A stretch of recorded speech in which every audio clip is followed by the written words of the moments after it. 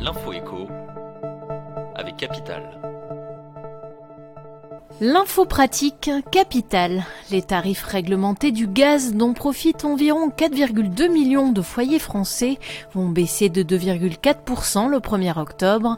Une bonne nouvelle qui vient compenser une mauvaise. La revalorisation des aides personnalisées au logement sera limitée de 0,3% cette année. Un manque à gagner se chiffrant à quelques euros par mois selon le profil des allocataires. Enfin, le PERCO, le PERP et le Préfonds, c'est bientôt terminé. Ces 3 produits d'épargne retraite ne seront plus commercialisés dès l'an prochain et devraient disparaître progressivement pour laisser place à de nouveaux contrats. Plus de détails sur capital.fr. Le coup de gueule du jour est poussé contre la suppression programmée du prêt à taux zéro.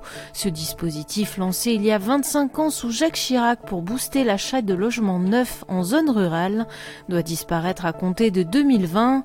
Notre expert Henri Buzicazo déplore cette mesure qui va priver de nombreux ménages de ce coup de pouce indispensable pour acquérir leur logement.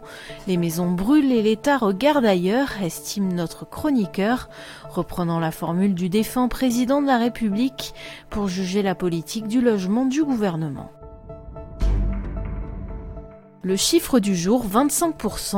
En Corse, les habitants payent actuellement leur paquet de cigarettes en moyenne 25% moins cher que dans l'Hexagone.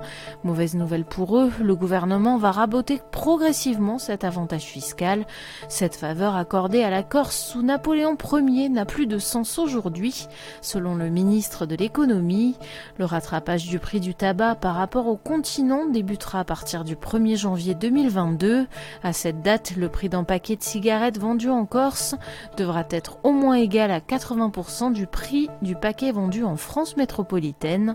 L'augmentation se poursuivra jusqu'en 2025 où le prix devra atteindre 95% du prix continental.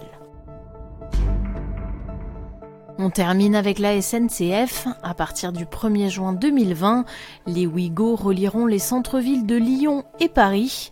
Jusqu'à présent, le TGV à bas coût de la SNCF ne reliait que la capitale à l'aéroport de Lyon-Saint-Exupéry ou bien la Part-Dieu à Marne-la-Vallée.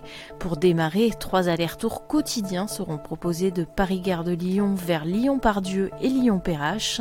La direction de la SNCF s'attend à plus de 1,5 million de voyageurs supplémentaires dès son lancement en 2020. C'était l'info écho avec Capital.